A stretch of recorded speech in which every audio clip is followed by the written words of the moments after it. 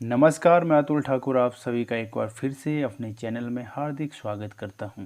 आज की इस वीडियो में हम करेंगे हिंदी साहित्य भक्ति काल भाग 14, जिसमें कि हमारे टॉप 25 मोस्ट इम्पोर्टेंट क्वेश्चन होने वाले हैं इस वीडियो के माध्यम से, जो कि LT, TGT, PGT Hindi, set, UGC, net, JRF, diet, KVS, NVS, GDC, GIC, DSSSB, RPSC, ETC सभी परीक्षाओं के लिए उपयोगी सिद्ध होगी। तो चलिए शुरू करते हैं आज की इस वीडियो को, हिंदी साहित्य का इतिहास भक्ति काल भाग 14 को। तो पहला प्रश्न स्क्रीन पर दिया गया है। आज की इस वीडियो का प्रश्न है, सूफी कवियों का सबसे प्रिय अलंकार कौन है? विकल्प है वक्रोक्ति, समासोक्ति, अनुप्रास या फिर शलेश। सही उत्तर क्या होगा? दिल्ली KV PGT 2015 में यह प्रश्न पूछा गया था, तो इस लिहाज से यह क्वेश्चन मोस्ट इम्पोर्टेंट बनता है। तो बताइए, सूफी कवियों का सबसे प्रिय अलंकार जो है क्या है?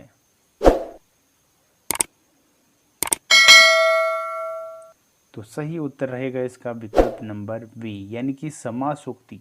सूफी कवियों का सबसे प्रिय अलंकार है समासोक्ति। अगला प्रश्न है प्रश्न नंबर 2। प्रश्न नंबर 2 है, रस रतन के रचयिता है। विकल्प है जॉन कवि, फुहकर, शेख नवी या फिर शेख निसार। सही उत्तर बताइए। रस रतन के रचयिता है, कौन है रस रतन के रचयिता? तो सही आंसर होगा इसका विकल्प नंबर बी, यानी कि पुहकर जो है रस रतन के रचयिता है। कौन है? पुहकर। अगला प्रश्न है प्रश्न नंबर 3। वेरी इंपॉर्टेंट क्वेश्चन है, सूफी काव्य पद्धति का अंतिम ग्रंथ कौन सा है? विकल्प है यूसुफ जुलेखा, पद्मावत, मृगावती या फिर इंद्रावती।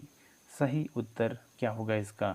सूफी काव्य पद्धति का अंतिम ग्रंथ कौन सा है? तो सही उत्तर होगा इसका जो है इंद्रावती, यानी कि डी इज करेक्ट आंसर। सूफी काव्य पद्धति का अंतिम ग्रंथ है इंद्रावती। डी सही आंसर है। अगला प्रश्न है प्रश्न नंबर 4।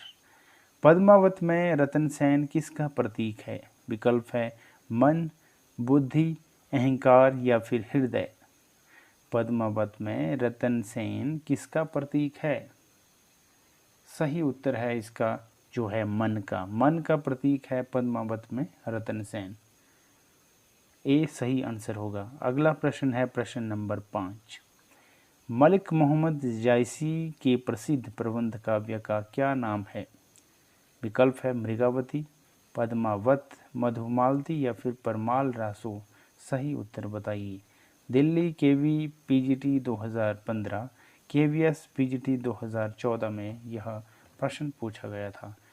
तो बताइए, मलिक मोहम्मद जायसी के प्रसिद्ध प्रबंध काव्य का नाम क्या है?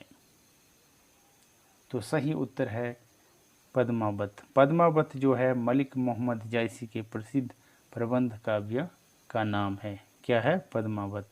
अगला प्रश्न है प्रश्न नंबर 6। सूफी काव्य परंपरा का एक ग्रंथ है इंद्रावती। इसके रचनाकार थे, कौन थे इसके रचनाकार इंद्रावती के? विकल्प है जायसी, कासिम शाह, मंझन या फिर नूर मोहम्मद। सही उत्तर बताइए। सूफी काव्य परंपरा का एक ग्रंथ है जिसका नाम है इंद्रावती। इसके रचनाकार थे, कौन थे रचनाकार? तो सही उत्तर है नूर मोहम्मद। नूर मोहम्मद जो है इसके रचनाकार थे। किसके थे? इंद्रावती के। तो डी सही आंसर होगा। अगला प्रश्न है प्रश्न नंबर 7। जायसी किस धारा के कवि हैं? विकल्प है ज्ञान मार्गी काव्य धारा, प्रेमाख्यान काव्य धारा, नाथपंथी काव्य धारा या फिर रासक काव्य धारा।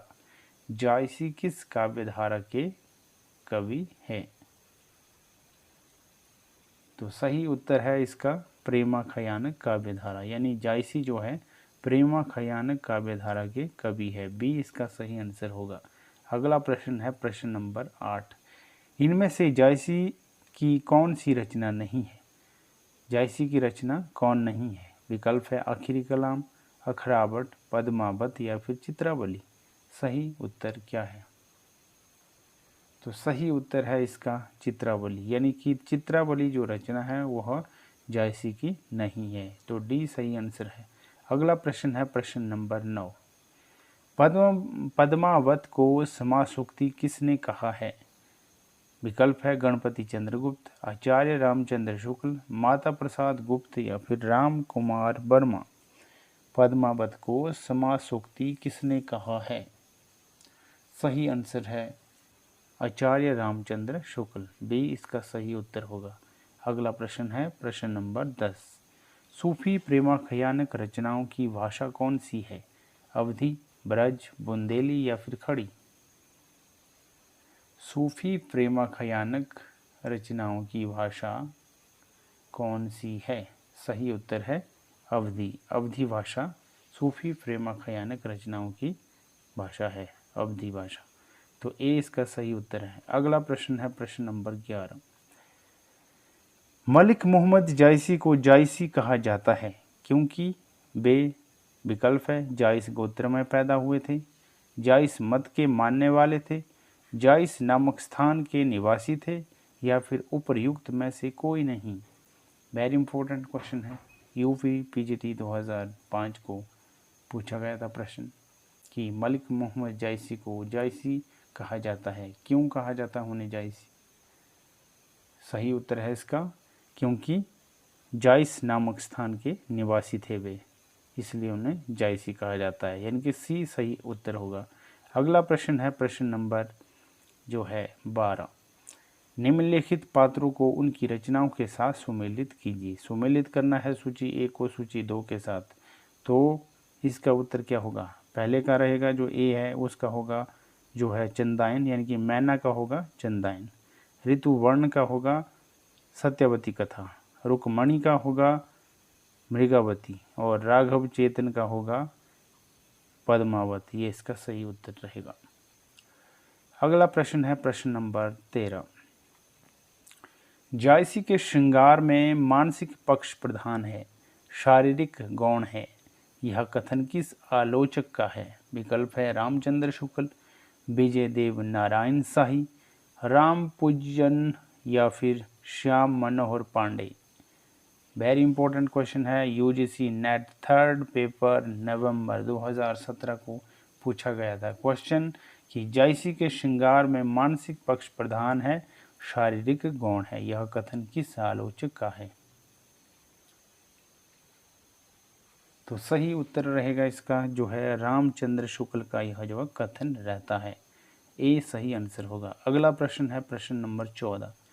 पद्मावत में पद्मिनी प्रतीक है, किसका है? साधक की, शैतान की, परमसत्ता की या फिर प्रकृति की। सही उत्तर क्या होगा? पद्मावत में पद्मिनी प्रतीक है, किसकी प्रतीक है? तो सही उत्तर है परमसत्ता की प्रतीक है पद्मिनी, सी सही उत्तर होगा। अगला प्रश्न है प्रश्न नंबर 15। साधना की 4 अवस्थाओं शरीयत, तरीकत, मारिफत और हकीकत का संबंध है, किससे है? विकल्प है ज्ञान मार्गी साधना से, सूफी साधना से, इस्लाम धर्म साधना से या फिर रीति मुक्त काव्य से। सही उत्तर क्या होगा? साधना की 4 अवस्थाओं शरीयत, तरीकत, मारिफत और हकीकत का संबंध है, किससे है? तो सही उत्तर है सूफी साधना से। किससे है संबंध? सूफी साधना से संबंध है।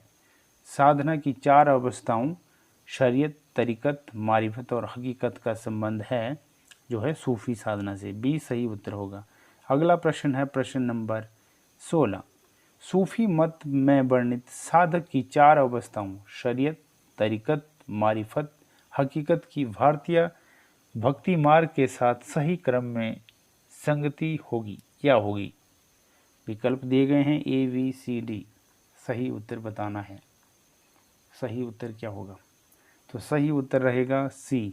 सबसे पहले होगा आचरण, दूसरा होगा उपासना, तीसरा होगा सत्यबोध और चौथा होगा सिद्धावस्था। ये जो है सही आंसर होगा, सी इज करेक्ट आंसर। अगला प्रश्न है प्रश्न नंबर 17। जायसीकृत पद्मावत है, क्या है पद्मावत? विकल्प है पुराण काव्य, धर्म काव्य, रूपक काव्य या फिर चंपू काव्य? सही उत्तर बताइए। जायसीकृत पद्मावत है। तो जायसीकृत पद्मावत है एक रूपक काव्य। क्या है? रूपक काव्य है। अगला प्रश्न है प्रश्न नंबर 18। प्रेमा खयान काव्य परंपरा की प्रमुख रचनाओं का सही क्रम क्या है? विकल्प है ए बी सी डी। सही उत्तर क्या होगा?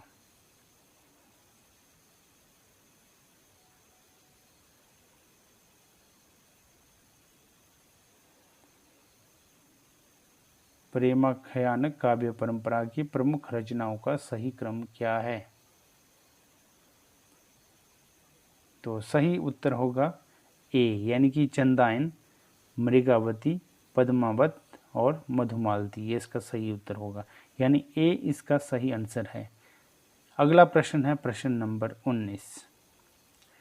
आचार्य रामचंद्र शुक्ल ने प्रेमा खयान काव्य परंपरा का प्रथम कवि किसे माना है? वेरी इंपॉर्टेंट क्वेश्चन है, यूजीसी नेट 2008 में पूछा गया था प्रश्न। आचार्य रामचंद्र शुक्ल ने प्रेमा खयान काव्य परंपरा का प्रथम कवि किसे माना है? विकल्प हैं मंझन, जायसी, मुल्ला दाऊद या फिर कुतुबन। तो सही उत्तर रहेगा इसका कुतुबन। आचार्य रामचंद्र शुक्ल ने प्रेमा खयान काव्य परंपरा का प्रथम कवि माना था कुतुबन को। Kutuban is correct answer. अगला प्रश्न है प्रश्न नंबर 20। कौन सी कृति जायसी की है? विकल्प है मधुमालती, मृगावती, कन्हावत या फिर अनुराग वांसुरी। यूजीसी नेट जून 2007 को पूछा गया था प्रश्न। कौन सी कृति जायसी की है? तो सही उत्तर है जो है कन्हावत। कन्हावत जो है जायसी की कृति रहती है। अगला प्रश्न है प्रश्न नंबर 21। निम्नलिखित रचनाओं को उनके कवियों के साथ सुमेलित कीजिए। सुमेलित करना है तो सबसे पहले यहाँ रहता है हंसावली। हंसावली का होगा कवि असाइद। चंदाइन का होगा मुल्ला दाऊद। सत्यवती का होगा जो है ईश्वरदास। और मृगावती का होगा कुतुबन। ये जो है सही आंसर होगा इसका। अगला प्रश्न है प्रश्न नंबर 22। सूफी काव्य का उद्देश्य है। क्या है सूफी काव्य का उद्देश्य? विकल्प है प्रेम निरूपण, काव्य शास्त्र निरूपण, इस्लाम धर्म का प्रचार या फिर राष्ट्रीय चेतना। वेरी इंपॉर्टेंट क्वेश्चन है। सूफी काव्य का उद्देश्य है। क्या है सूफी काव्य का उद्देश्य?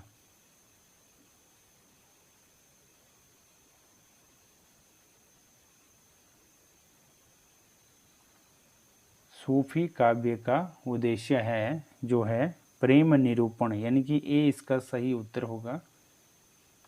ए इज करेक्ट आंसर। अगला प्रश्न है प्रश्न नंबर 23।